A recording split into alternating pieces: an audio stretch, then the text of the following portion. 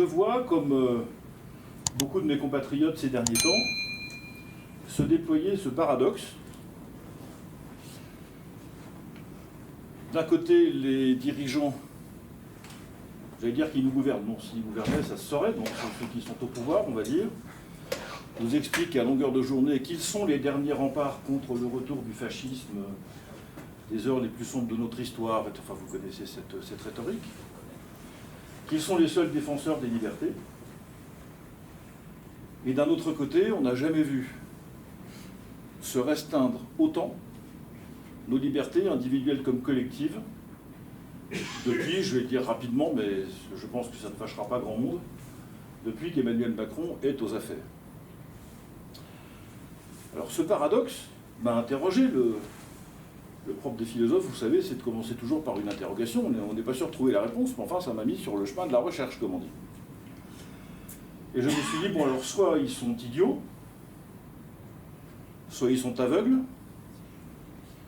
soit ils mentent, soit les trois à la fois d'ailleurs, pourquoi pas, c'est pas impossible, soit il y a derrière ça un projet politique. Et j'ai commencé à chercher.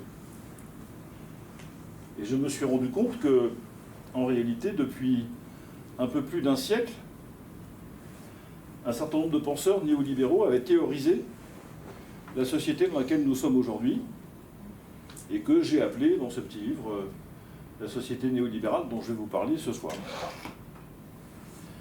Et je vais vous en parler, non pas en 2 temps 3 mouvements, mais en 3 séquences. Premièrement, en essayant de décrire la circonstance dans laquelle nous sommes. Qu'est-ce que c'est que cette société dans laquelle nous vivons? Comment est-ce qu'on peut l'interpréter au fond, la regarder? Deuxièmement, quelle est sa généalogie? D'où ça vient? Et où s'enracine-t-elle? Dans quel type de discours philosophique, d'idées politiques? Qu'est-ce qu'elle trouve ses racines? Et troisièmement, est-ce qu'on peut faire quelque chose pour en sortir? Quand j'aurai fini de vous dire tout ça, comme je dis souvent, il sera environ 3h15 du matin, donc vous pourrez tranquillement poser toutes les questions que vous voulez. Ça se finira par une soupe à l'oignon. On fait la soupe à l'oignon aussi à Grenoble aussi, je suppose. C'est pas, oui. Voilà, donc je vais essayer de vous parler pendant 40 minutes, 3 quarts d'heure. Alors je n'ai pas de montre jamais, mais j'en vois. Voilà, donc avec les montres que j'ai sous les yeux, j'en vois 4 ou 5. Là d'habitude, je me repère sur les poignets de mes auditeurs, donc ça va très bien. Je devrais pouvoir me débrouiller. Premièrement, dans quelle société vivons-nous? Il y a une 40aine d'années, un sociologue suisse s'est intéressé aux républiques d'Afrique de l'Ouest, pays d'Afrique de l'Ouest. En particulier l'un d'entre eux qui est la Guinée équatoriale. C'est pas un immense pays, si vous avez à peu près la carte d'Afrique de l'Ouest dans la tête, vous verrez que c'est plutôt un petit machin. Mais il a regardé comme ça ces pays-là, et pour désigner la manière dont fonctionnent ces pays, il a utilisé le mot démocrature, c'est-à-dire qu'on doit l'invention de ce terme qui a un avantage extraordinaire, c'est qu'on n'a pas besoin de l'expliquer. C'est-à-dire ça commence bien, ça se termine mal, c'est-à-dire ça commence comme une démocratie et ça finit comme une dictature. C'est parfaitement résumé. Quelles sont les caractéristiques de ces régimes? On y voit, alors ça vaut pour la Guinée, c'était l'objet d'observation de ce sociologue, mais ça vaut pour d'autres pays. On y voit une constitution qui donc garantit les droits fondamentaux, c'est ce que fait une constitution, et la séparation des pouvoirs.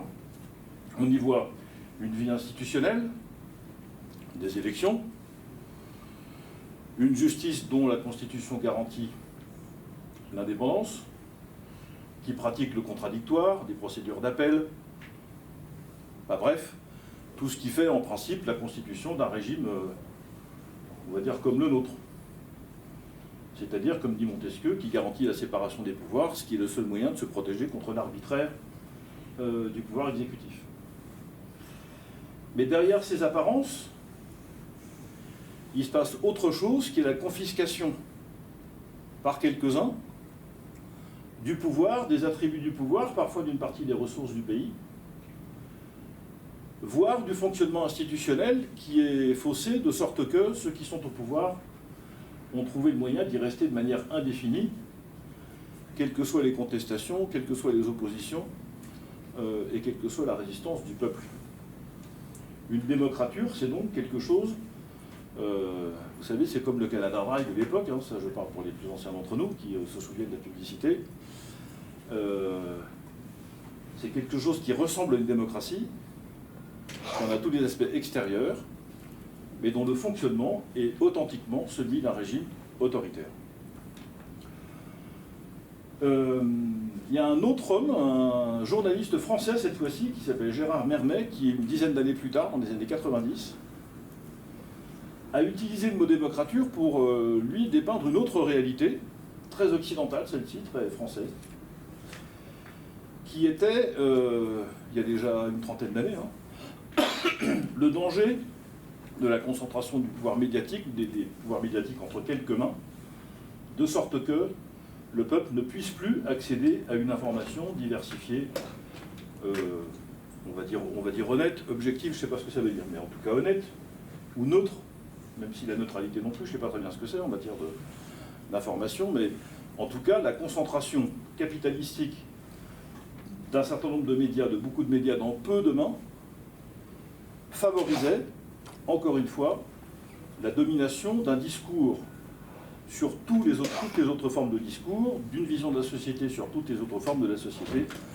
et avait pour effet, même si ce n'était pas forcément son intention, avait pour effet, encore une fois, d'étouffer les oppositions et d'empêcher les oppositions de se constituer, de se déployer, et pourquoi pas, de contester le pouvoir en place et d'accéder aux responsabilités. Alors, d'un côté, donc, un fonctionnement institutionnel illusoire, faussement démocratique, d'un côté, de l'autre côté, une domination de quelques propriétaires de médias pour favoriser une vision de la société plutôt qu'une autre.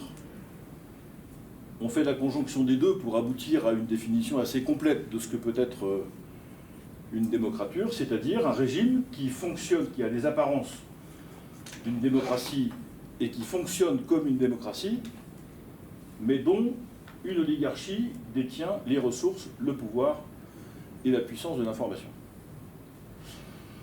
Toute ressemblance avec des situations que vous pourriez connaître est évidemment parfaitement fortuite et tout à fait incongrue. Vous en avez parfaitement conscience. Quand je vous dis ça, ça ressemble exactement à ce que nous sommes en train de traverser en France, pour le coup, à quelque chose près.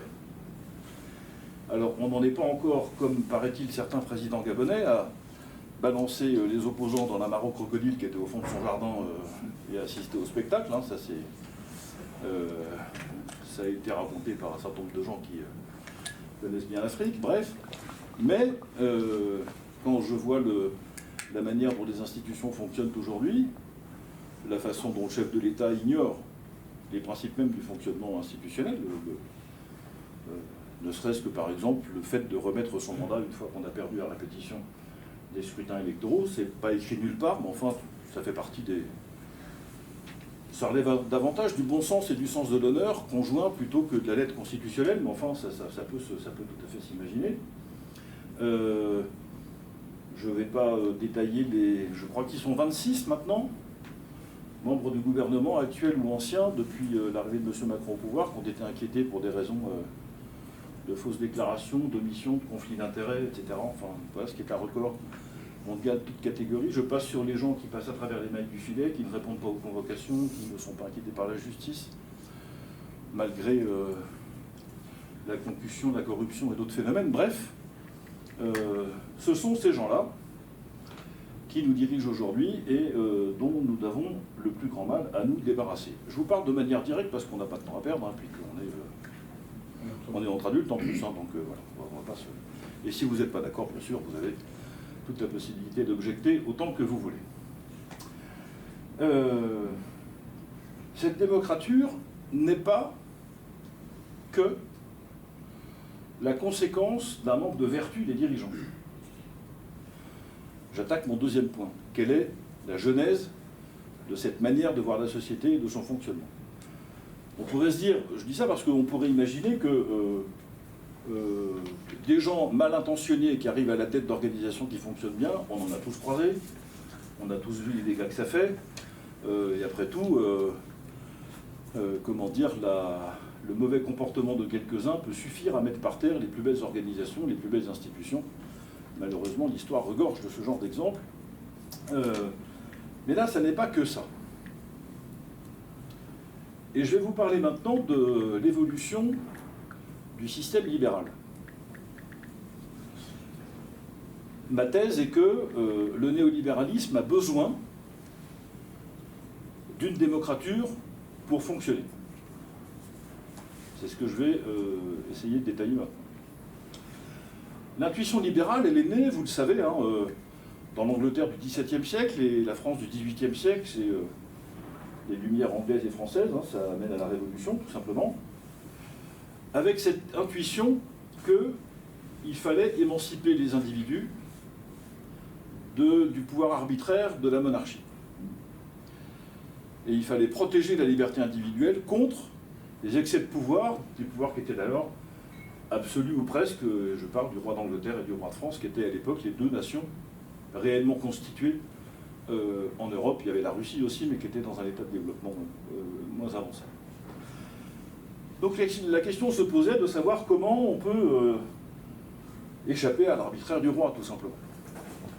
Et les libéraux ont trouvé cette idée intéressante. Alors il fallait défendre les libertés individuelles, etc., mais il fallait l'incarner dans un projet politique, dans une action politique particulière. Cette action politique, c'était le commerce, le fonctionnement du marché. Vous avez en tête, ça rappellera des souvenirs, je vais vous faire un petit peu d'archéologie, si jamais vos dernières lectures philosophiques sont un peu anciennes. Vous vous rappelez la main invisible des physiocrates, hein, cette espèce de nuage, je ne sais pas très bien ce que c'était d'ailleurs, mais qui autorégulait l'offre et la demande, enfin de sorte que si on laissait faire, les individus échanger comme ils le voulaient, la prospérité arrivait naturellement, parce que tout ça se faisait in fine de manière harmonieuse. Comment? Personne n'en sait rien. Mais enfin, c'était ce que pensaient les physiocrates de l'époque. Adam Smith, le père fondateur du libéralisme, dit dans un de ses ouvrages, c'est en poursuivant mon intérêt personnel que j'assure la construction de l'intérêt général. Et si tout le monde poursuit son intérêt personnel, mécaniquement, à la fin du compte, on réalisera l'intérêt général. Donc, faisons confiance à la liberté individuelle, détachons-nous de l'arbitraire monarchique, et comment trouver le moyen de se détacher de l'arbitraire monarchique? Réponse par la relation de commerce. Car dans la relation de commerce, il n'y a pas de dominateur, pas de dominant, pas de dominé, il n'y a pas de gros, pas de petit, pas de noble, pas de roturier, il y a deux personnes qui s'échangent quelque chose, vous me vendez quelque chose, je vous donne de l'argent, et dans cet échange, nous sommes strictement égaux. Aucun des deux n'exerce un pouvoir sur l'autre, aucun des deux n'est supérieur à l'autre, et donc la liberté d'échanger ou de ne pas échanger joue à plein dans l'acte de commerce, et donc il convient de généraliser l'acte de commerce, de libéraliser le marché, pour faire en sorte que le marché serve à l'émancipation de la liberté individuelle, des libertés individuelles, et donc que nous puissions construire une société heureuse. C'est le projet libéral. Si des grands spécialistes du libéralisme étaient dans la salle, je n'en suis pas un, ils ne m'arracheraient pas les yeux, mais enfin ils me tortureraient un petit peu en me disant ça va trop vite, machin, etc. Oui, peut-être, mais enfin l'intention c'est quand même celle-là. Dans les textes, c'est ce qui est marqué. Et alors le capitalisme et le libéralisme se déploient tout au long du XIXe siècle, avec des performances de croissance économique et de création de richesse sans précédent dans l'histoire de l'humanité, mais une casse sociale massive. Je me permets là encore de vous renvoyer à vos lectures de Dickens, de Zola et de quelques autres romanciers dits naturalistes, hein, qui s'étaient donné vocation de décrire le monde tel qu'il était sous leurs yeux. Et vous verrez que c'est pas par hasard que le socialisme et la recréation des mouvements syndicaux apparus au milieu du XIXe siècle, ça n'est pas par hasard que Napoléon III redonne aux ouvriers le droit de se constituer en syndicat dans les années 1860, ce qu'il y avait interdiction de faire depuis la Révolution française, pour les fameuses lois d'Allard et Le Chapelier, hein, vous vous souvenez de ça, 1791 et 92. Ce n'est pas par hasard que le pape Léon XIII écrit en 1891 l'encyclique qui fonde la doctrine sociale de l'Église, s'appelle Rerum Novarum, sur la condition ouvrière. Bref, cette prospérité ou cette création de richesse du libéralisme triomphant s'est accompagnée d'une casse humaine et sociale massive. En particulier, à cause d'une crise économique que tout le monde a oubliée, qui est celle de 1873. Alors quand on parle de crise économique, on pense 1929, c'est la première, et 2008, c'est celle des subprimes. Il y en a eu une avant, 1873. 2 ans après la fin de la guerre franco-allemande, enfin franco-prussienne pour être plus précis, vous savez, la France doit rembourser à l'Allemagne 5 milliards de francs or. C'est une fortune absolument colossale qu'elle a remboursée beaucoup plus vite que prévu. Elle a remboursé beaucoup plus vite que prévu parce que nos aïeux se sont mis à la tâche, ils se sont troussés les manches, ils ont reconstruit le pays, de sorte que la France a pu recréer des richesses, racheter de l'or aux pays étrangers pour rembourser la dette à l'Allemagne. En accélérant ce remboursement, la France a contribué à assécher le marché européen de l'or, à une époque où toutes les monnaies étaient adossées sur les réserves d'or des banques centrales. Et donc on a commencé à voir un phénomène que tout le monde connaît bien, quand la monnaie n'est plus attachée à une racine métallique, comme on dit, c'est la doctrine métalliste de la monnaie, eh bien elle peut s'envoler et puis faire l'objet de spéculations, se détacher d'une certaine manière de sa valeur réelle. Et en 1873 survient à Vienne, en Autriche, une énorme crise immobilière. C'est une crise des subprimes. La même que 200 ans plus tard ou 150 ans plus tard aux États-Unis. Je vous passe le détail, cette crise touche la France, l'Angleterre, mais surtout elle traverse les États-Unis, l'Atlantique. Elle arrive aux États-Unis, elle met 10 États de l'Union en banqueroute. Elle provoque la fermeture d'une centaine de compagnies ferroviaires. À l'époque, les compagnies ferroviaires sont le nerf de la guerre des États-Unis, qui sont en train de ferrer tout le territoire pour pouvoir s'y déplacer. On est à la fin de la conquête de l'Ouest, enfin tous les États de l'Ouest américains ne sont pas encore rentrés sous la bannière fédérale, enfin bref, on est en plein truc. Des centaines de milliers de chômeurs, des émeutes qui font des milliers de morts, et une crise économique telle qu'on ne retrouvera le niveau de création de richesse de 1873 qu'en 1905, c'est-à-dire 32 ans plus tard. Tout ça fait réfléchir évidemment les libéraux. Arrive la Première Guerre mondiale. Je reviendrai à la Première Guerre mondiale. Et après la Première Guerre mondiale aux États-Unis, il y a ce qu'on a appelé les Roaring Twenties. En français, on dit ça les années folles. Roaring en anglais, ça ne veut pas dire folle, ça veut dire rugissante, ça veut dire une chose qui dépote, comme on dirait en langage familier. Avec une surproduction absolument colossale, qui conduit à ce que survienne la crise de 29, non sans avoir auparavant provoqué une casse, encore une fois, sociale et économique considérable, parce que la surproduction, c'est jamais une bonne nouvelle. Ça veut dire que les entreprises achètent de la matière première, la transforment, payent des gens pour la transformer, se retrouvent avec des stocks qu'elles ne vendent pas. Donc ça veut dire que, en cascade, ça produit de l'appauvrissement, du chômage, enfin bref. Donc ça, c'est pour le plan économique. On arrive au milieu des années 20 avec quelque chose qui pourrait ressembler quand même à un échec terrible du libéralisme, au point que les néolibéraux se disent, bon alors résumons-nous, nous avons inventé un système, une conception de la société qui repose sur 2 piliers, la confiance dans la liberté individuelle et la préservation de la logique du marché libre. C'est là-dessus, sur ces 2 pieds-là, que marche la société libérale. Et on se rend compte que si on laisse marcher les deux, ça fait des catastrophes. Donc il va falloir changer quelque chose. Changer quelque chose, ça ne peut pas être l'économie de marché, parce que si on supprime l'économie de marché, si on régule le marché, il y a des débats infinis chez les libéraux depuis 200 ans maintenant, pour savoir jusqu'à quel point il faut réguler, comment faire, qui le fait, est-ce qu'il faut le faire tout le temps, enfin tout ceci n'arrête pas de discuter de ça. Les libéraux de l'époque disent, bon, un petit peu de saupoudrage de régulation, ce truc plus certainement, mais il faut laisser la liberté des échanges et du commerce, parce que sinon le reste s'effondre. Et si donc des 2 principes que nous avons choisis pour monter notre société, il faut maintenir le marché, il va falloir réduire la liberté individuelle. Et au fond, c'est là que se produit l'inversion néolibérale. Les libéraux disaient, on doit laisser le marché pour faire en sorte que les individus s'émancipent, que leur liberté soit protégée, qu'ils puissent devenir riches librement par leur activité, que la responsabilité individuelle soit le fondement et le ressort de la prospérité, etc. Donc le marché au service de la liberté, les néolibéraux disent non, on ne peut pas faire ça parce que compte tenu des catastrophes que ça produit, on va faire l'inverse. On va mettre la liberté individuelle au service du fonctionnement du marché. Et si pour ce faire on doit restreindre la liberté, la canaliser ou l'orienter, faisons-le.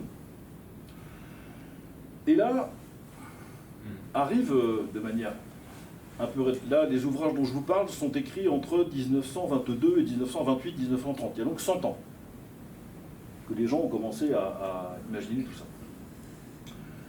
Je reviens à la Première Guerre mondiale. Et vous allez voir pourquoi. Première Guerre mondiale, les Anglais entrent dans la guerre en étant persuadés qu'il va falloir que les États-Unis s'en mêlent parce que sinon on n'arrivera pas à venir à bout de l'Allemagne. Et donc dès le début de la guerre, le Premier ministre anglais de l'époque fonde un comité de rédaction chargé de balancer tous azimuts de la propagande pour grosso modo, dépeindre de la propagande de guerre. Donc, la première victime de la guerre, c'est la vérité, tout le monde le sait. Hein, donc, voilà. Donc, dépeindre les Allemands comme des barbares, etc., des gens qu'on ne peut absolument pas laisser prospérer, donc contre lesquels il faut absolument se battre. Alors, ça embauche le peuple anglais, bien sûr, qui doit quand même traverser la Manche pour venir se battre sur le continent européen. Mais c'est surtout destiné aux Américains qu'il faut convaincre de rentrer dans la danse. Or, malheureusement pour les Anglais, en 1916, lorsque le président Wilson concourt pour son second mandat, il promet aux États-Unis que jamais les États-Unis n'entreront dans la Première Guerre mondiale. Donc les Anglais, Et alors, dans ce comité de rédaction, il y a des plumes aussi célèbres que Chesterton, Aldous Huxley, Conan Doyle, le père de Sherlock Holmes, enfin les plus grandes plumes anglaises sont recrutées pour élaborer cette propagande, écrire des messages, des articles, des textes, etc. Et puis au printemps 1917, 2 navires civils américains sont coulés dans l'Atlantique Nord. Le président américain décide que cette fois-ci c'en est trop, change d'avis, et décide en avril de demander au Congrès américain l'autorisation de faire entrer les États-Unis dans la Première Guerre mondiale. Un an après, à peine, avoir promis qu'il n'y entrerait pas. Il obtient facilement l'autorisation du Congrès, début avril, et immédiatement il monte l'équivalent de la commission anglaise aux États-Unis,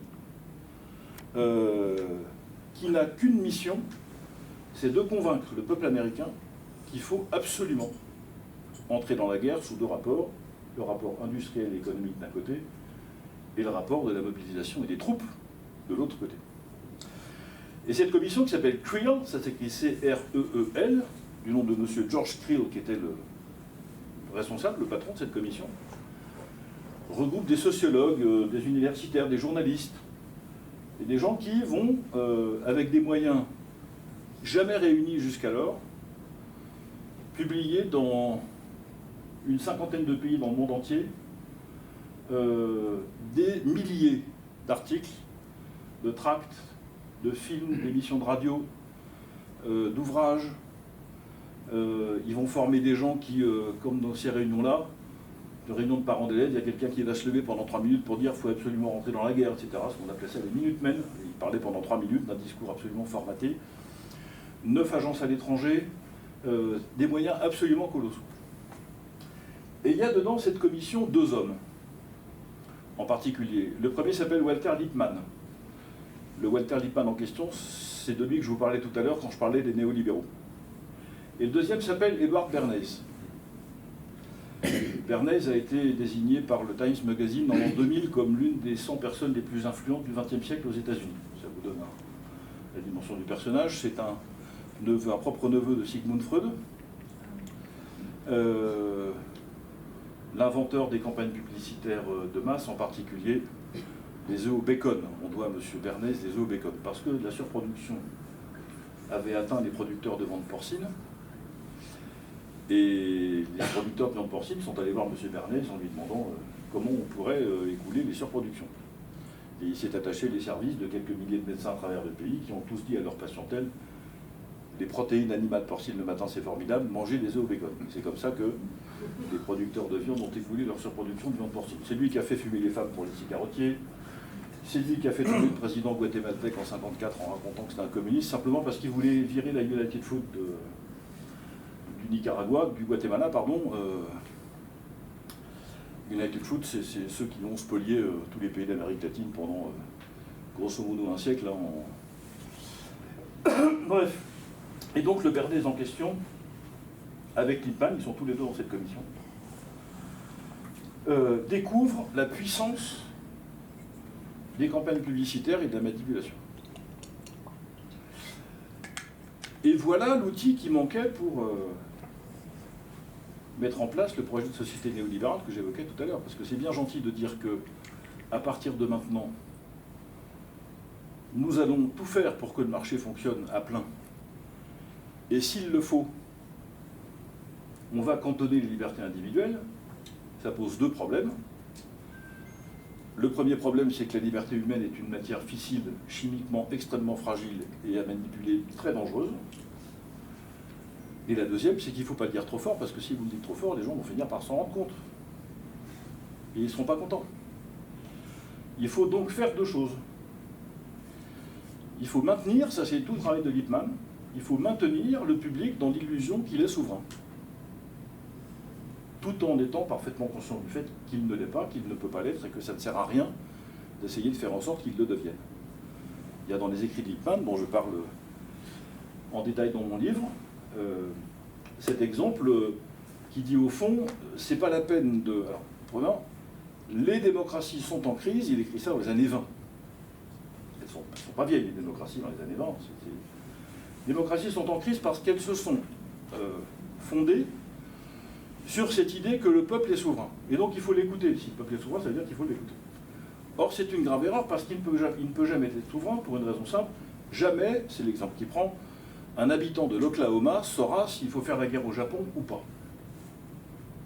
Non seulement il ne le saura jamais, en plus, il n'a pas le temps de l'apprendre, et quand bien même on essaierait de lui apprendre, il n'a pas la capacité de le connaître, donc on perd son temps.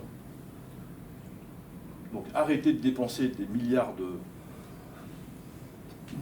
pour l'éducation des masses, des trucs, etc. Ça ne sert à rien. Mais ne le dites pas. Sinon, ils vont se fâcher. C'est comme aux Français, qui sont aujourd'hui extrêmement mécontents de la manière dont l'élection présidentielle se déroule la plupart du temps, mais si vous leur dites que ça va plus se passer au suffrage universel, alors là, ça va pas aller du tout. Vous comprenez ce que je veux dire? Donc il faut maintenir l'illusion de la souveraineté populaire. Il faut organiser ce qu'on appelle un public fantôme. Public fantôme, c'est d'ailleurs le titre d'un des ouvrages de Walter Lippmann, qui consiste à dire, ben voilà, il y a une scène, le monde politique, la vie politique se déroule sur la scène d'un théâtre. Dans la salle, il y a un public, mais le public est un fantôme, c'est comme s'il n'existait pas. En réalité, on va faire comme s'il n'était pas là.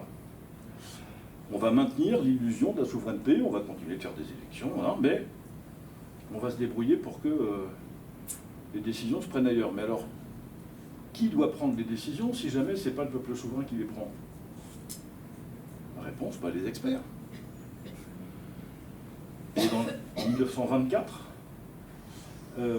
puis dans des ouvrages qui se rapprochent de la guerre, Walter Lippmann invente le gouvernement de Mackenzie avec le recours à des experts pour prendre la place de la souveraineté populaire et éventuellement béquiller les connaissances insuffisantes ou l'expérience insuffisante des dirigeants.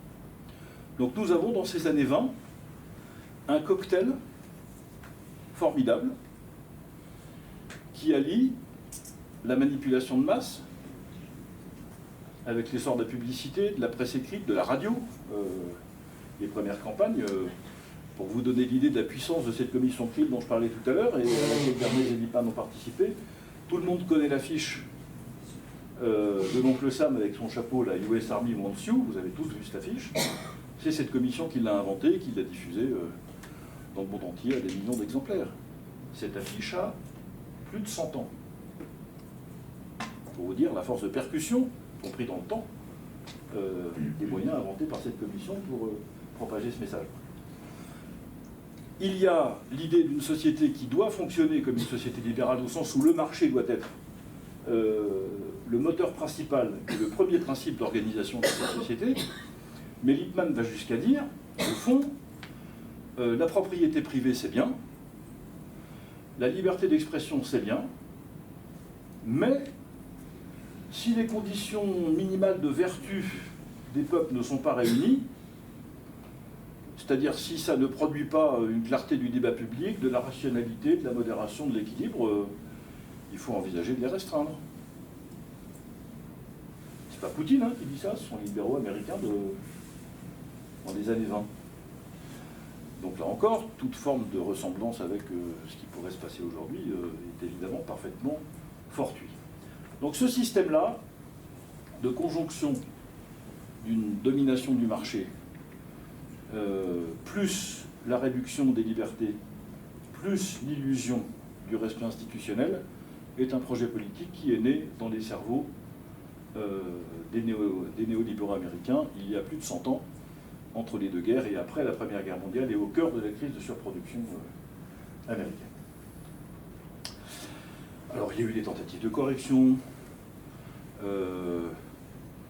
des tas de gens qui ont pensé le libéralisme en France, par exemple, des très grands esprits. Alors certains étaient plutôt des libéraux pur jus comme Raymond Aron, d'autres comme Rueff, qui était, comme vous le savez, celui qui a inventé le nouveau franc pour Charles de Gaulle, le ministre d'économie de Gaulle, qui était lui plutôt un peu plus étatiste, etc. Donc cette doctrine-là est restée très américaine, mais son influence se trouve dans la société d'aujourd'hui. Pourquoi? Parce que le matérialisme emporte avec lui justement la domination du marché, avec spécialement la marchandisation de toutes choses, premier élément, et deuxièmement, l'ouverture des frontières que nous connaissons, c'est un des mots dont nous souffrons le plus, pour favoriser à tout prix les échanges, leur rapidité et la circulation rapide des capitaux. Comment est-ce qu'on sort de là? Alors ça, si j'avais la réponse tout de suite, d'abord il faut prendre conscience de ce qu'est le modèle de société qu'on est en train d'évoquer.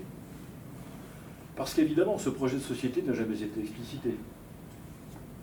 Jamais personne n'est venu en disant voilà ce qu'on va faire, et puis s'il faut qu'on rabote la propriété privée, la liberté d'expression, etc., on va le faire parce que quand même, il faut quand même rentrer des gros oufs dans les caisses. Jamais personne n'a dit ça. Mais petit à petit, il s'installe. Si vous regardez de près les dispositions prises par la Commission européenne sur l'identité numérique, l'euro numérique, le rationnement énergétique, les passes sanitaires européens, etc. Enfin, tout ça va dans le sens de l'instauration d'une société de contrôle qui ressemble comme deux gouttes d'eau au Crédit social chinois. Vous avez entendu parler, je suppose, du Crédit social chinois, vous avez en tête ce que c'est, je ne détaille pas, s'il faut je le ferai dans les échanges tout à l'heure. Mais c'est-à-dire que nous allons vers une société qui fonctionne de manière assez simple à décrire. Jusqu'ici, dans la France dans laquelle nous sommes tous nés, les droits fondamentaux étaient attachés à notre sujet du seul fait de notre naissance. Et ils n'étaient conditionnés que si jamais la justice prenait des dispositions pour les restreindre, de manière en tout cas temporaire, extrêmement claire, avec une procédure d'appel possible et la possibilité de faire casser le jugement le cas échéant. Voilà le système de droit et de liberté dans lequel nous sommes nés. Le crédit social à la chinoise, c'est l'inverse. C'est un ensemble de libertés conditionnelles, c'est un crédit social revolving d'une certaine manière. Vous acquérez des libertés au fur et à mesure que vous vous comportez bien. C'est comme quand à la banque, vous reconstituez votre capacité d'emprunt en remboursant les intérêts de capital. Voilà, ça marche comme ça. Si vous traversez la route en dehors des passages toutés, on vous retire 5 points sur votre compte de crédit social, et si on vous retire beaucoup de points, à un moment, vous n'avez plus le droit d'aller au cinéma, vous ne pouvez plus exercer d'emploi dans la fonction publique, vous n'avez plus le droit de voyager, des tas de choses comme ça. Puis quand vous faites des bonnes actions, vous reconstituez votre crédit, puis vous récupérez ces droits de vivre à peu près normalement, mais personne ne vous juge. passez pas devant le tribunal, il n'y a pas de... C'est mécanique. C'est-à-dire que vous avez un compte sur votre téléphone portable qui vous dit aujourd'hui -5. Vous ne pouvez pas vous défendre, il n'y a pas de circonstances atténuantes, il n'y a pas de responsabilité partagée, il n'y a pas d'aménagement de peine, il n'y a rien de tout ça. C'est le contraire de la prise en compte de la dignité individuelle dans l'organisation de la vie sociale et dans éventuellement la restriction des libertés personnelles. Ça, c'est le premier élément de prise de conscience. C'est impératif, je pense, que ce regard que nous portons sur la société engoncée, étouffante dans laquelle nous sommes, nous emmène tout droit vers ce genre d'organisation. Deuxièmement, j'ai intitulé un des chapitres de mon petit livre « La bourse ou la vie ». C'est pareil, si vous avez regardé, quand on était petit, il y avait Thierry Lafronde à la télévision, une série tout à fait célèbre, La bourse ou la vie, c'est les bandits grand chemin qui rançonnaient, vous savez, les diligences sur le... Et le deal, c'était « tu me donnes ta bourse, sinon je te tue ». Aujourd'hui, c'est aussi la bourse ou la vie, mais c'est pas pareil. Si tu veux avoir un peu de bourse, donne-moi un peu de ta vie.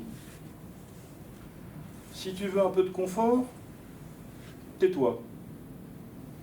C'est-à-dire, tu produis le jour, tu consommes le soir, tu dors le week-end et le reste du temps, tu te tais, ça ira très bien. Et là, tu pourras avoir accès à un certain nombre de... Tu vas partir en vacances, avoir un téléphone portable, la chaîne satellite, tu vas aller au cinéma. Très bien, tu pourras. Mais surtout, ne conteste pas. Ne dis rien. Deux exemples que vous connaissez peut-être ici, parce que comme je crois, j'ai cru comprendre que ce lieu était très mal fréquenté, c'est pour ça que j'ai la joie d'y venir. D'ailleurs, regardez ce qui est arrivé à Xavier Moreau et à Jacques Beau. Qu'est-ce que c'est sinon ça? Il y a deux hommes qui ont eu le seul tort de ne pas embrasser le discours officiel et de dire les choses telles qu'ils pensent les voir, telles qu'ils les voient honnêtement. Enfin, je pense honnêtement, je connais bien Xavier Moreau, un peu moins que Jacques Beau. Enfin, c'est quand même invraisemblable d'avoir sanctionné ces gens, des assignés à résidence, sans jugement. Quand même. Décision prise par une instance qui n'a pas le droit de la prendre. La Commission européenne n'a pas, que je sache, le pouvoir de restreindre ou augmenter la circulation des biens et des personnes. Elle n'a pas ce pouvoir-là. Donc vous voyez bien qu'on est en train... Alors vous allez me dire, c'est un cas. Oui. Est-ce qu'on rétablirait la torture pour un cas? Ah non, non, non, parce que vous comprenez, c'est une question de principe. Oui, c'est ça. C'est exactement une question de principe. Et comme je dis souvent, il faut qu'une porte soit ouverte ou fermée, comme disait le logicien. Là, elle est entrebâillée, donc elle est ouverte. Donc on voit bien, à plusieurs types d'exemples, que la société que je vous ai décrite, les ressorts que j'ai imaginés tout à l'heure, aboutissent bien à ce que, effectivement, on nous propose comme horizon politique et comme projet d'épanouissement pour nous tous. Vous voulez un peu de confort? Fermez-la. Voilà. Je la fais rapide, mais grosso modo, ça veut dire ça. Vous voulez ayez une vie culturelle, spirituelle, pas trop fort, pas de manière trop visible. Ne gênez pas le pouvoir, sinon ça ne va pas bien se passer. Donc par rapport à ça, c'est-à-dire à la fois cette société de liberté conditionnelle et cette perspective d'amputation, parce qu'en réalité il s'agit purement et simplement d'amputer les personnes humaines de ce qu'elles ont de plus précieux, c'est-à-dire la liberté et la faculté de communiquer grâce à cette liberté. C'est ça, enfin nous sommes des êtres de relation. On n'est pas des individus dans une cheminée qui de temps en temps par hasard rencontrent quelqu'un d'autre et puis nous des relations. Non, nous sommes certes individuellement responsables, mais structurellement formés, essentiellement formés comme des êtres relationnels. C'est ça dont il s'agit de nous priver, c'est-à-dire de l'essentiel. Ce qui là encore est l'essence même du projet totalitaire. Un projet totalitaire, c'est pas un projet qui matraque les gens, ça peut arriver. Mais le projet totalitaire, par définition, c'est celui qui vous prend la totalité de votre vie. C'est pour ça que ça s'appelle totalitaire. Une société totalitaire, c'est une société dans laquelle tout est politique, y compris votre vie intérieure. Les autres, dans les sociétés autoritaires, dictatoriales, c'est pas bien, c'est pas gentil, ça fait mal. Je ne suis pas en train de justifier les autres par un effet de relativité. Je dis simplement que le totalitarisme est quelque chose de très précis. Est totalitaire la société qui considère que tout doit rentrer dans la sphère politique, à commencer par la vie intérieure.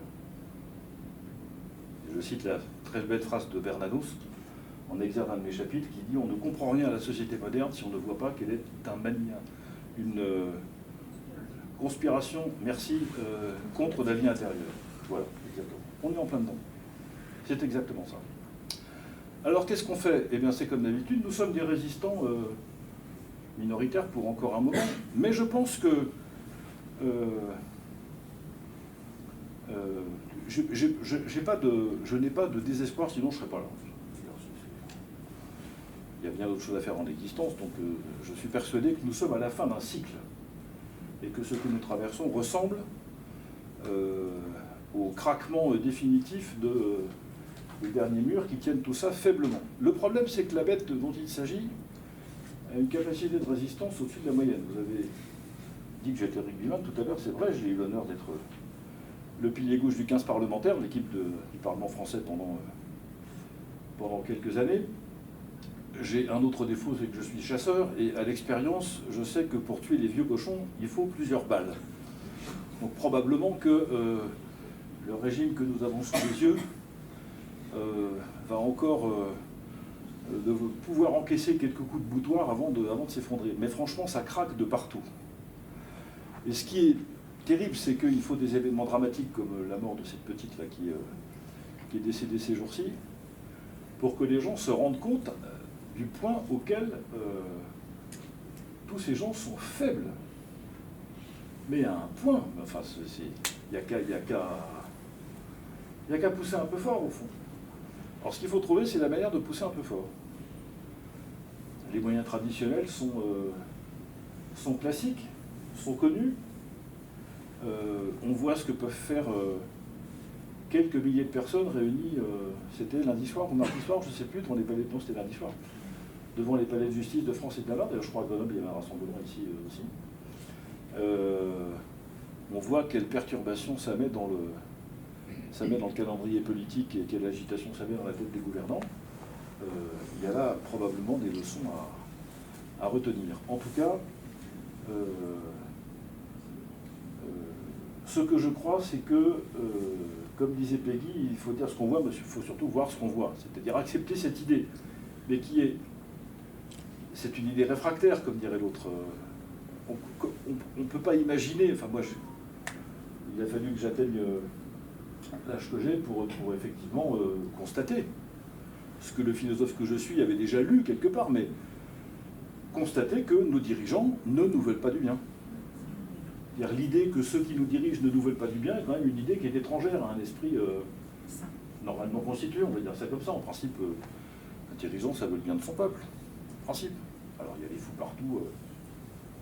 On pensait que la démocratie nous avait débarrassé de ce genre d'individus pour longtemps. Il n'en a rien été.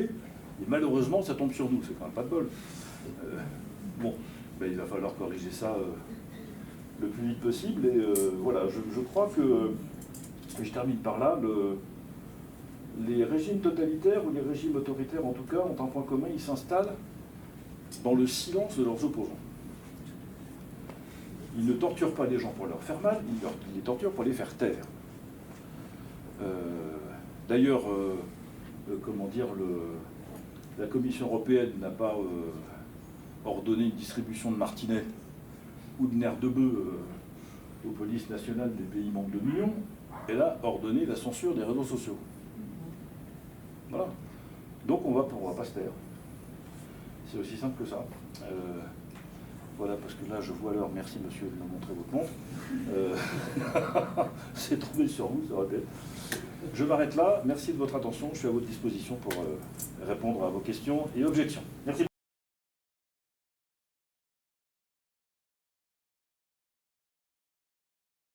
Alors, je suis un peu naïf en politique, quand Emmanuel Macron a voulu être élu, il a dit à ses admirateurs, on va suivre notre projet.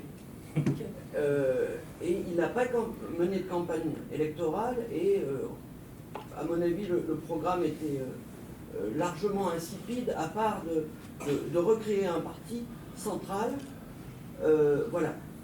Est-ce qu'il y avait un programme officieux qui avait un peu de tenue, et est-ce qu'il y avait un programme officiel qui était présentable, et un programme officieux qui allait jusque-là? Est-ce que les choses étaient prévisibles, que quelque part il fallait soutenir une commission européenne qui rentrait dans les basses œuvres, etc. Enfin, vous voyez, approfondir des problèmes. Alors, on savait. On savait. Alors, je vais commencer commençons par le commencement. En 2015, Emmanuel Macron est à Bercy, depuis quelques mois. Il arrive devant l'Assemblée nationale en portant une proposition de loi, un projet de loi, pardon, dont vous vous souvenez, c'était les bus Macron, les auto-écoles, les notaires, etc. Vous avez ça en tête. Je suis à l'époque l'orateur de mon groupe à l'Assemblée nationale sur ce texte. Donc à ce titre, il y a une commission spéciale qui est créée, comme ça se fait souvent, pour des textes qui touchent à plusieurs champs de compétences de différentes commissions à la fois. Donc on crée une commission ad hoc. Je suis un des vice-présidents de cette commission, compte tenu du rôle dans l'opposition. Et Emmanuel Macron assiste de la première à la dernière minute aux 200 heures de débat de cette commission sur son texte. Et moi aussi. 200 heures, c'est beaucoup, hein. C'est beaucoup, d'autant plus que, comme je dis souvent, l'Assemblée nationale, c'est comme le bateau à voile ou la marche en montagne. On peut se planquer, mais pas très longtemps. Il y a un moment où les aspérités du caractère finissent par se voir quand vous êtes en vase clos comme ça avec des... Qu'est-ce qu'on a vu?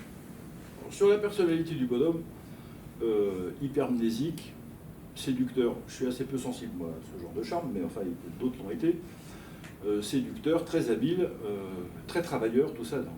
Mais orgueilleux, brutal, ne supportant pas la contradiction. Tout ça on a vu. Et on a vu surtout sa doctrine à l'œuvre. Je vais vous en donner quelques exemples, s'il faut que j'entre dans le détail je le ferai, mais juste pour vous donner quelques pigments. La loi Macron fait en sorte que le tarif de prestation des notaires ne soit plus fixé par le ministère de la Justice, mais par le ministère de l'Économie. Alors vous allez me dire, on s'en fout complètement, parce que d'abord c'est pas plus cher, sauf que quand c'est le ministère de la Justice qui s'en occupe, c'est sous le sceau de la Constitution. Quand c'est le ministère de l'Économie, c'est sous l'égide du marché. C'est plutôt la même chose. C'est un petit truc, mais la loi Macron fait entrer des capitaux privés dans le tour de table de l'établissement français du sang. C'est-à-dire l'établissement qui distribue gratuitement les plaquettes et le sang depuis 1920 et la fin de la Première Guerre mondiale en France. Il n'y a pas de philanthropes dans ce monde, hein. Enfin il y en a, mais ils ne sont pas là. En tout cas, ils ne font pas. La loi Macron vend la moitié du capital de l'armurier français Nexter aux Allemands de KSV. Et ainsi de suite. Et je pourrais vous citer comme ça des exemples à l'appel. La loi Macron élargit le travail dominical. La loi Macron fait des tas de choses comme ça. Donc on est dans un projet qui est décidément anti-institutionnel, pro-marché. La loi Macron, c'est ça. Ce qui explique que les frondeurs socialistes n'ont pas voulu la voter.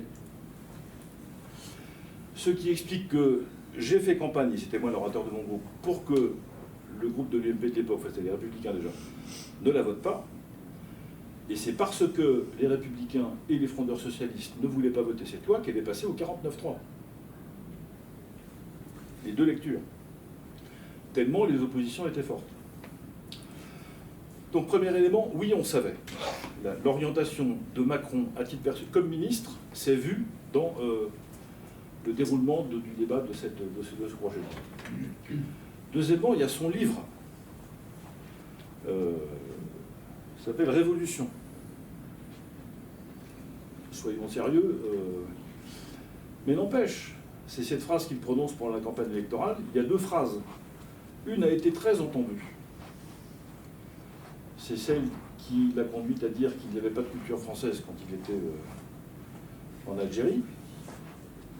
C'était quand même un lieu spécial pour dire ça, une phrase tout à fait spéciale dans la bouche d'un candidat à la présidence de la République.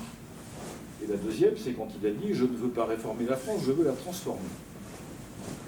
Quand j'ai entendu cette phrase, je dis « Mais qui es-tu, petit bonhomme, pour imaginer que cette vieille personne, comme disait le général de Gaulle, qui a bientôt 2000 ans d'existence, tu vas pouvoir en faire ce que tu veux ». Force est de reconnaître qu'on n'a pas beaucoup empêché et qu'il a quand même fait beaucoup de mal. Troisième élément, il y a... vous vous rappelez l'affaire Benalla?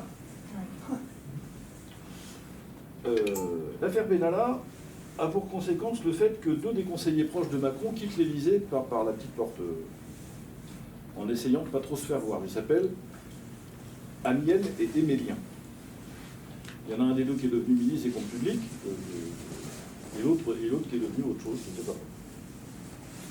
Et M. Amiel et Émélien expliquent à l'époque qu'il quitte l'Élysée parce qu'il va falloir écrire le futur projet présidentiel de M. Macron pour l'élection de 2022. On est en 2018. Et ils ont écrit ce livre qui s'appelle « Le progrès ne tombe pas du ciel ». Tous les mots sont importants. Et qui est une croisade contre les corps intermédiaires. Les corps intermédiaires. C'est-à-dire tout ce qui peut constituer les contre-pouvoirs, les oppositions, les points d'équilibre par rapport à la toute-puissance de l'État, ou à la toute-puissance du marché, mais comme on vient de le voir, ça se rejoint. Voilà donc les trois éléments que je peux vous donner pour répondre à votre question. Je pense que Emmanuel Macron est un néolibéral pur jus, qu'il l'a toujours été,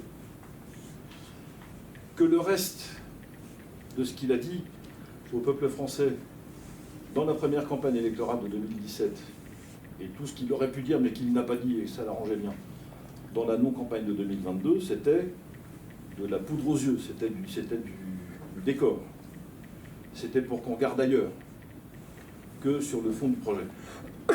Mais grosso modo, ce que j'ai vu, moi, depuis janvier 2015, ça veut dire donc 11 ans, est exactement ce qui s'est déroulé sous nos yeux une fois que Macron est entré à l'Élysée. Alors, je n'ai pas prédit la crise des Gilets jaunes, la guerre en Ukraine, je ne vous dis pas ça. Je vous dis simplement que la logique qui consiste à favoriser coûte que coûte, y compris au prix des libertés, la performance des marchés, c'est-à-dire la marchandisation de tout, y compris de la vie humaine, la fluidité des capitaux à tout prix, y compris de la destruction de l'industrie française, etc. Enfin, tout ça a été écrit, tout ça a été sur la table. Malheureusement, quand on a fait la campagne en 2017 et qu'on a commencé à dire ça, on n'a pas été beaucoup entendu. Mais comme disait le grand Edgar Faure, c'est un grand tort d'avoir raison trop tôt. Monsieur. Oui, il y a clairement une dimension antéchristique. C'est un peu le royaume contre l'Empire actuellement. Il y a des moyens qui fonctionnent vraiment, qui ont fait tomber les empires. Et moi je prêche un peu dans le désert depuis des années, je suis dans une banque éthique. La nef, c'est pas pris au sérieux. Pourtant tout le monde dit que c'est l'argent qui mène le monde. Donc, organiser une grande campagne de changement de banque pour aller vers des banques éthiques, il en existe plusieurs. Ce serait déjà un acte révolutionnaire non violent en accord avec l'Évangile. Quand est-ce qu'on a commencé à vouloir faire mourir le Christ? C'est quand il a chassé les marchands du temple. Voilà, c'est à ce terme précis. Il y a le boycott, par lesquels les Indiens, en partie, ont chassé les étrangers, évidemment, c'est le contexte. Il y a l'Union pour les présidentielles. On s'était croisé à Saintes il y a 3 ans avec M. Philippot, tout ça, et Dupont-Aignan. Et donc là, vous avez vraiment le devoir. Et une fois, je me rappelle, j'étais au Parlement européen, il y avait Christian Anderson, tout ça, et je leur avais dit, mais vous avez le devoir de vous unir, parce que sinon, ça sera à cause de vous. Si, encore disait, s'il y aurait les vrais alternatifs ne pèsent pas, hein, et il y avait Philippe Cruz, le juriste, qui m'a fait ça. Puis après, il y a les témoignages des victimes.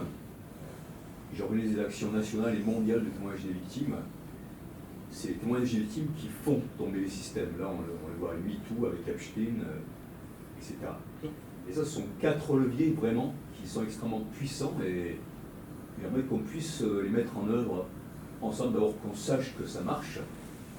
Ça leur fait très peur.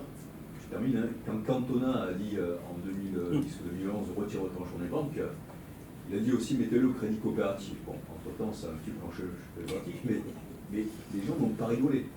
Ils ont tremblé. Ils ont tremblé. Parce qu'il a dit aussi mettez-le au crédit coopératif. Donc voilà. Et tant qu'on ne fera pas ça, on pourra critiquer tant qu'on veut le marché, on sera avec lui. Intéressant. Je partage l'analyse hein, sur la force des témoignages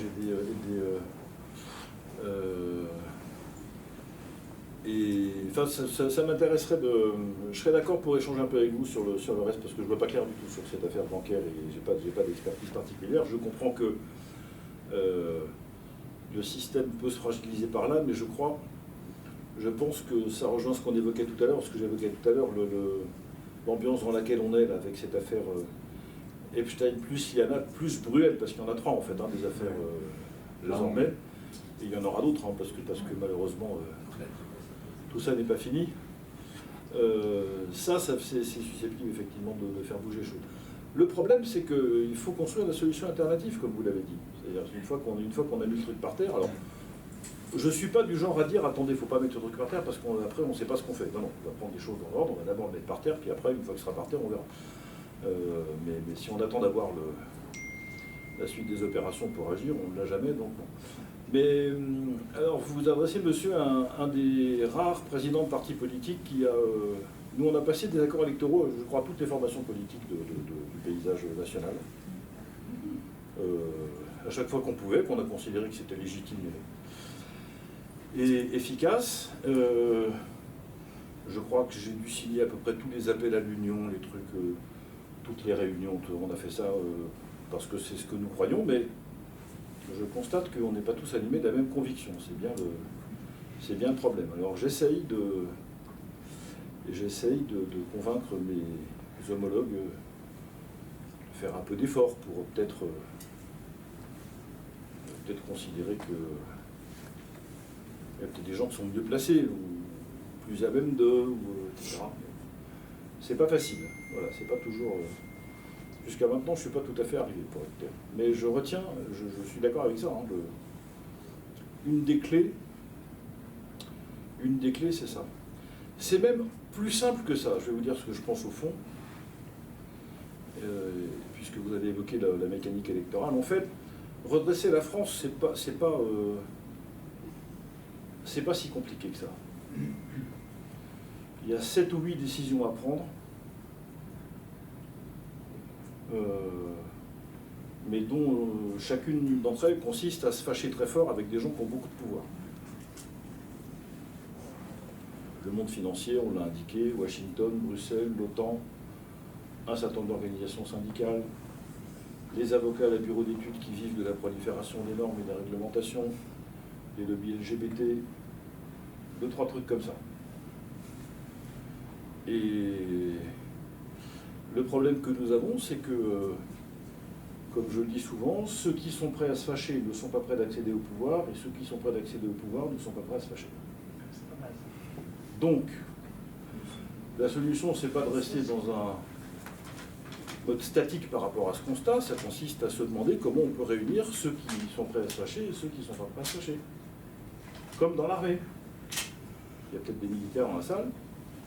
Dans l'armée, il y a ceux qui s'occupent du train, des transmissions, de la logistique, des transports, des radars, de la surveillance, etc. Puis il y a ceux qui vont prendre les collines, le 13e RDP, les voltigeurs, les hussards, la colo, les paras, la légion, etc. Et chacun fait son job. Donc en fait, c'est pas de se dire on n'envoie au gouvernement que des types qui vont tout péter, parce que si vous pétez tout, il ne restera rien. Il y a des choses qui marchent en France, hein. Heureusement, parce que sinon, je ne sais pas dans quel état on serait. Donc c'est là, il faut les aider, il faut les renforcer. Voilà. Et puis, vous envoyez, comme on fait dans les grands groupes industriels. Je l'ai fait, moi, comme DRH d'industrie, que j'ai été pendant quelques années de ma vie, ou patron de cabinet de conseil, vous envoyez en mission des gens qui sont pendant un an pour redresser telle ou telle situation, fermer un site industriel, virer un cadre dirigeant, etc. Enfin, ce sont des choses qui sont habituelles dans la vie des organisations et des entreprises. Voilà, il faut arriver à faire ça. De quoi ça dépend? Du degré de conscience et de volonté des gens qui sont en situation de, pas de le décider, de l'initier. À qui revient-il de l'initier? Réponse au plus gros. Ne me regardez pas tous comme ça, malgré les apparences, ça n'est pas moi le plus gros. Je suis le plus solide, c'est différent. Mais voilà, c'est ça le sujet. D'où l'idée que nous défendons depuis plus de 10 ans maintenant de ce que j'appelle le programme commun de la droite. Alors, le programme commun, c'est un peu daté. Hein, la gauche avait inventé ça dans les années 70 pour gagner les élections. D'ailleurs, ça lui a bien réussi parce qu'elle en a gagné quelques-unes. Et c'est ça qu'il faut faire. 5 ou 6 mesures sur lesquelles, alors pour le coup, les partis politiques sont d'accord. Sauf, et là la difficulté va se faire jour, et c'est pour ça qu'il est difficile, vous avez quelques questions à poser. Hein.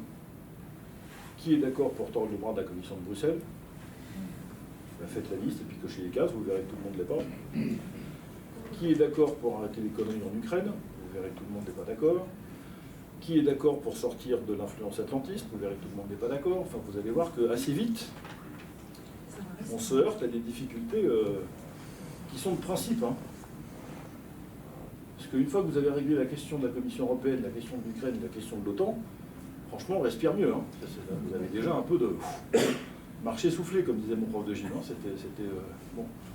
Là, vous voyez plus clair déjà. Vous avez récupéré un peu de levier, un peu de marge de manœuvre, un peu de crédit aussi, parce que ça gagne de l'argent. Hein. Et vous voyez que, malgré les apparences, si on peut être d'accord sur l'éducation, la santé, la justice, les flux migratoires, les impôts, tout ça, nous sommes dans un cadre sur la réforme duquel tous les partis de droite ne sont pas nécessairement d'accord. Et c'est ça qui est problématique. Et c'est là-dessus qu'il faut arriver à trouver des ajustements. Voilà, enfin je ne vais pas rentrer là-dedans parce que, alors attendez, monsieur, qui est-ce qu'il y avait? Il y avait monsieur. Ah, monsieur et monsieur. Allez-y. Vous avez évoqué tout à l'heure le candidat Macron. J'ai plus ressenti que c'était un produit marketing mis en avant par les médias que vous avez évoqués dans le préambule. Oui, c'est vrai. Ça a été mis en avant, c'est le Mozart de la finance, sorti ex nihilo de nulle part, mais présenté comme le sérotifon, la panacée, le nouveau Messie. Et le prochain guignol qui sortira du chapeau, je pense que les mêmes médias sont déjà en train de préparer les campagnes de Persano. Ah. Je pense que c'est un point délicat contre lequel se battre n'est pas évident. Alors, oui, il est possible que les choses se passent ainsi, malheureusement. Je garde l'espoir qu'après s'être fait avoir 2 fois, on va quand même pas se faire avoir 3 fois. Enfin, il y a un moment, ça devient... c'est presque criminel, je veux dire par là. Pas. Quoi qu'il en coûte... Mais oui, mais j'en suis pas convaincu. Vous entendez dans ma voix que bon, ce peuple est capable de tout. Hein. Alors, sauf que cette fois-ci, enfin, il y a une différence par rapport aux circonstances de 2017. 22, je l'avais entre parenthèses parce que... Permettez-moi de rajouter quelque chose. Donc, le programme néolibéral, c'est pareil. Qui est quand même en harmonie avec les visions qui dépassent la France. Bien sûr, évidemment. Largement, et ça, vous n'avez pas vraiment évoqué. Non, c'est vrai, mais ça tient en une phrase et vous venez de la prononcer pour moi, donc c'est pas bien. Mais au fond, enfin, il faudrait un peu de temps pour développer ça, mais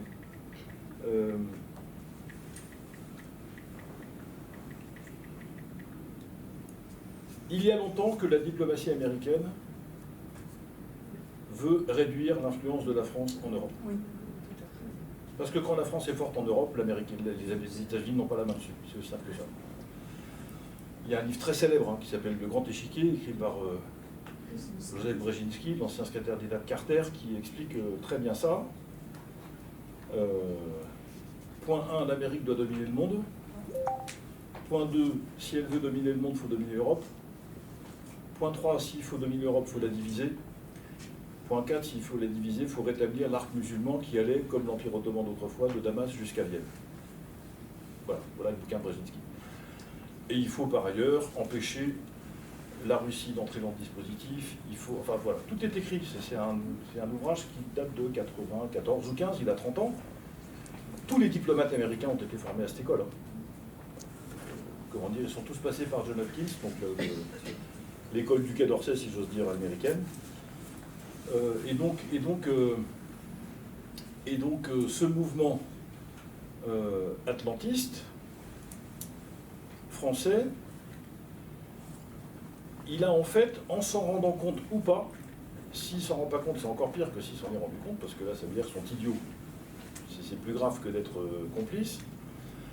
Mais grosso modo, nous avons suivi cette pente, à part Chirac. Nous avons suivi cette pente depuis que nous avons accepté, en la personne de François Mitterrand, d'aller bombarder Belgrade et la Yougoslavie en 1999. Depuis, sauf la parenthèse Chirac, on était dans le siège des Américains, pour notre malheur. Deuxièmement, je pense que les circonstances qui ont amené Macron dans ce contexte-là, le mandat de Hollande a été d'un atlantisme pire que, enfin, encore pire que celui de Sarkozy, qui était déjà un peu prononcé, on va dire. Macron arrive en 2017 dans une circonstance dans laquelle on est déjà très endetté, mais pas à ce point-là. Le pays est très fracturé, mais pas à ce point-là. Comment dire, on est dans un contexte dans lequel on peut encore se payer le luxe d'une petite fantaisie, on va dire ça comme ça. Et là, je pense que le coup de quelqu'un qui sortirait du chapeau et qui viendrait de nulle part, j'ai du mal à l'imaginer dans les circonstances où nous sommes. Même si par ailleurs, je vois bien, tout comme vous, et je comprends très bien pourquoi, que je crois que c'est 56 ou 57% des Français qui, dans une enquête récente, ont dit qu'aucun des candidats aujourd'hui déclarés ne trouvait grâce à leurs yeux. Le chiffre risque d'augmenter au fur et à mesure, parce qu'au fur et à mesure qu'on les entend, on n'est quand même pas rassuré pour le coup. Et on finit par se demander si l'élection de 2027 va changer quoi que ce soit, si ça continue comme ça. Donc la question, c'est de savoir comment on les percute. Et je ne pense pas qu'il y ait aujourd'hui d'espace pour quelqu'un qui serait une espèce d'hurluberlu fabriqué de toutes pièces qui viendrait d'ailleurs. C'est un peu ce qu'était Macron, même s'il n'est pas tout à fait d'ailleurs. Il faut rappeler, c'est la commission Attali de 2008-2009 qui était une sorte de marchepied. Et ce qui me fait dire ça, c'est que Attali n'a pas dit, contrairement aux fois précédentes, qu'on connaissait déjà le futur président de 2027. Il ne l'a pas dit, donc ça veut dire que si même lui ne le sait pas, ça veut dire qu'il doit être dans une merde noire. Voilà. Pardon, je ne parle pas bien, mais voilà. Monsieur, vous avez... Est-ce que vous ne craignez pas que actuellement le pouvoir politique est prêt à tout accepter, qu'il vive dans la terreur, qu'il y ait un fait divers type Naël qui fout le feu à la France et on est incapable de rétablir l'ordre. Et donc, pour moi, ces gens-là sont prêts à tout accepter. C'est Nicolas qui paye, c'est pas très grave.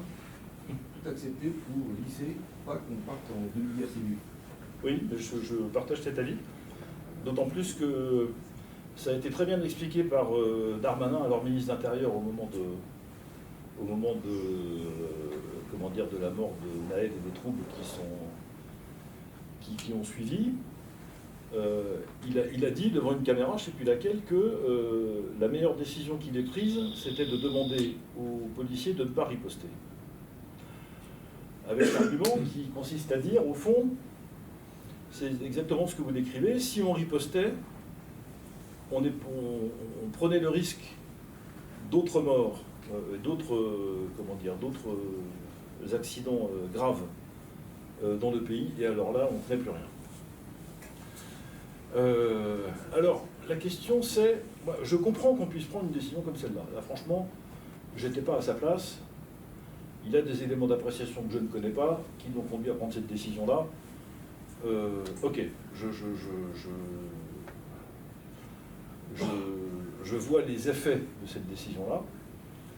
Je ne peux pas rétablir l'intégralité du cheminement de délibération, donc j'ai pas grand-chose à en dire. Mais c'est plutôt la généralisation de ce schéma mental qui m'intéresse, c'est ce que vous évoquez. J'en prends un exemple. Tout le monde est conscient du fait que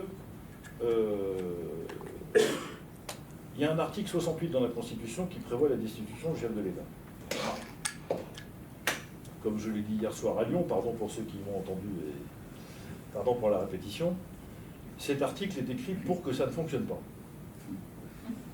C'est très clair. C'est comme le référendum d'initiative partagée, il est écrit pour qu'on n'y arrive jamais. Tout le monde est conscient de ça. Ben, ça maintient une forme d'illusion, très bien. Néanmoins, imaginez la circonstance dans laquelle la commission des lois de l'Assemblée nationale, puisque c'est là-bas que ça commence, décide que le débat va avoir lieu. La commission des lois ne peut pas dire que le président est destitué, elle dit le débat va avoir lieu ou non. Et le débat a lieu dans l'hémicycle et on débat de la destitution du chef de l'État français, dans l'enceinte de l'Assemblée nationale, publiquement, devant les télévisions du monde entier. Tout le peuple français qui, évidemment, se joue là intégralement dans cette télévision, encore plus que pour le mariage pour tous, et Dieu sait s'il y en avait. Je le sais parce que moi j'étais de l'autre côté de la caméra. Et nous assistons à ça. Et tout le monde peut comprendre qu'à défaut d'aboutir, in fine, à la destitution du chef de l'État, on a mis un sacré coin dans ce qui reste de son autorité, de sa réputation, et de son influence, et de son pouvoir. Vous ne pouvez pas assister à ça tranquillement. Enfin, vous imaginez, je ne sais pas si vous avez déjà vécu ces circonstances, moi ça m'est arrivé comme conseil, d'assister à un conseil d'administration dans lequel on discute du débarquement du fondateur de l'entreprise. Bah, c'est quand même pas des circonstances très agréables, au fond, même si ça n'aboutit pas. Et donc, en fait, quel est l'argument qui circule pour que ceux qui ne veulent pas aller vers la destitution, comment justifient-ils de ne pas y aller? Et ils disent, bah oui, mais, comme disait ma grand-mère, qui est au ciel maintenant, on sait ce qu'on a, on ne sait pas ce qu'on trouve.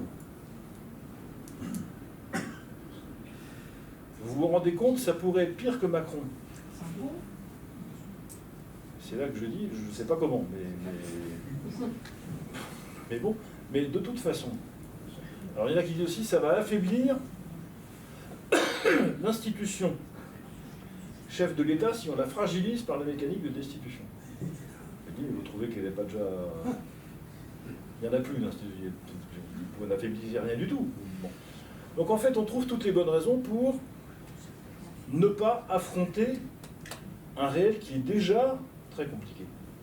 Parce que, alors, ce qui est vrai, sur le risque institutionnel, c'est moins grave, parce que le risque institutionnel il est protégé par des moquettes épaisses. C'est d'ailleurs une des différences, et pas du tout mince, entre le Sénat et l'Assemblée, c'est que par terre à l'Assemblée c'est du carrelage, au Sénat c'est de la moquette. Quand vous avez ça, vous avez tout compris de la différence d'ambiance entre les deux chambres. Les cadavres tombent aussi par terre au Sénat, mais ils font moins de bruit, c'est ça que je veux dire. Donc il y a un côté bruit du talon sur la pierre à l'Assemblée qui rend les choses un peu plus rugueuses et un peu plus...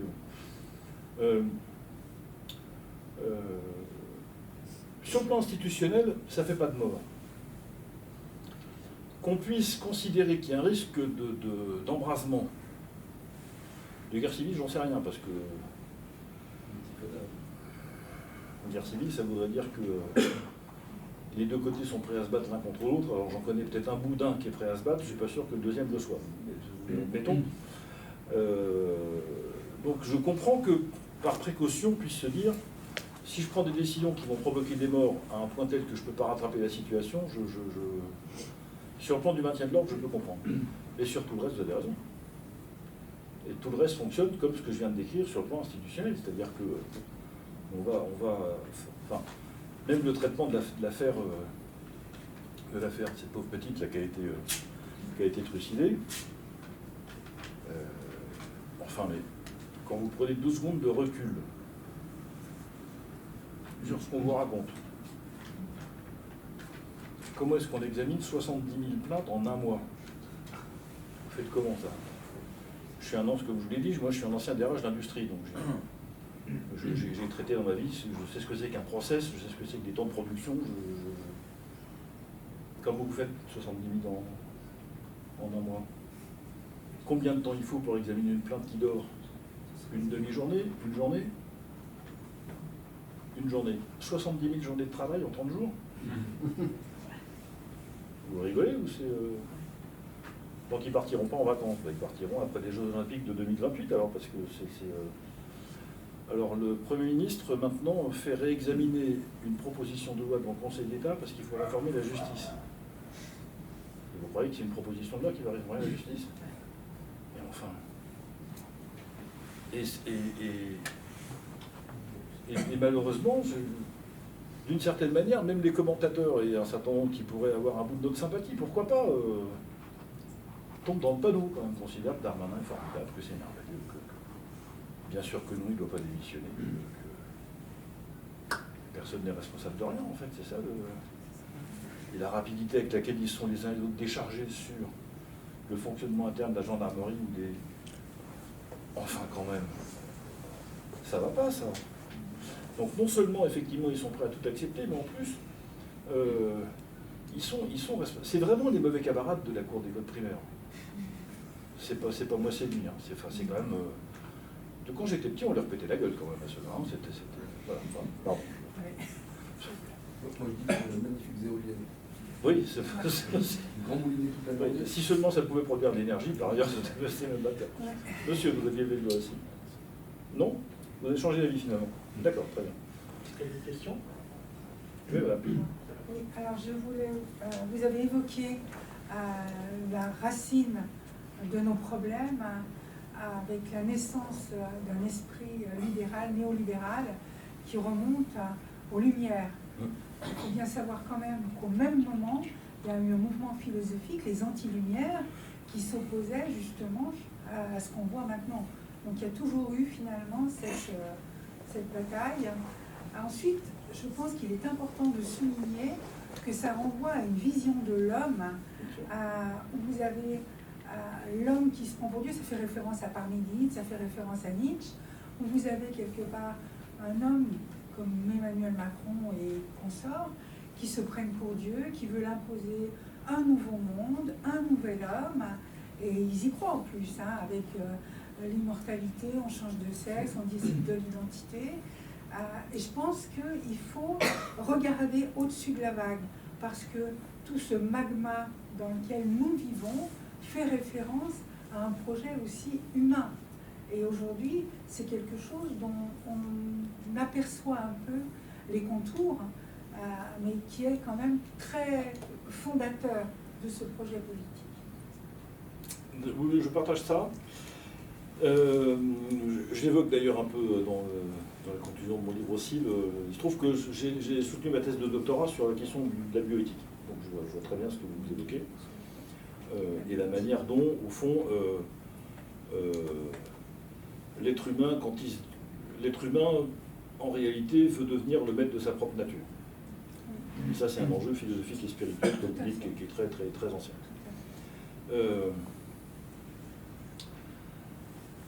Il y a dans... Alors, les lois de bioéthique en France ont été adoptées, les premières, ce qu'on appelle la loi de bioéthique, qui date de 1994. Ça portait sur le statut de l'embryon, la légalisation de la procréation médicalement assistée, quelques dispositions sur les greffes d'organes, etc. Et pour préparer ce texte, un monsieur dont vous vous souvenez sans doute s'appelle Jean-François Mattei, c'est un grand professeur de médecine marseillais, généticien, qui était ministre de la Santé de la canicule de 2003. Vous savez, c'est celui qui est... On a vu arriver au journal de 20h en polo de la Coste Noire pour dire que tout allait bien alors que les gens étaient en train de mourir un peu partout de chaleur dans toute la France. Et M. Mattei, en 93 à la Toussaint, remet à Édouard Balladur, Premier ministre, un rapport préparatoire à la deuxième lecture de la loi de bioéthique qui devait arriver quelques mois plus tard, au printemps 94. C'est M. Mattei qui était le rapporteur de la loi ensuite à l'Assemblée nationale. Ce texte s'appelle « La vie en question ». Si vous intéresse, vous le trouvez à la documentation française. Et dans son introduction, dans « La vie en question », il y a cette phrase qui porte, je le rappelle, sur la question de la procréation médicalement assistée. La seule question qui va de la procréation médicalement assistée, c'est comment traite-t-on l'embryon humain? Il n'y a pas d'autre question que celle-là. Et pourquoi la question se pose? Pour une raison simple. Tant qu'on ne sait pas faire de la procréation médicalement assistée, c'est-à-dire que tant que l'embryon, on ne le connaît que quand il est dans le ventre de sa maman, ben on attend que ça se passe. Dès qu'on peut le sortir du ventre de sa maman, le mettre dans une éprouvette et en faire quelque chose, ben évidemment la question se pose de savoir comment il faut le traiter, ce qu'on a le droit de faire avec, c'est quoi, à partir de quand c'est un être humain, est-ce qu'on a le droit de le découper en morceaux, de le congeler, de le vendre, de le donner, de faire de la recherche dessus, enfin c'est toutes ces questions qui ont été examinées par le Parlement à l'époque. Évidemment, ça n'est pas sans conséquence sur le statut de la personne humaine dans son entier. Vous en êtes parfaitement conscient. Et on trouve cette phrase dans l'introduction du rapport de M. Mattei, que je vous cite, mot pour mot, intégralement. Il appartient désormais au corps social de fixer lui-même les limites au-delà desquelles il ne reconnaît plus la forme de la condition humaine.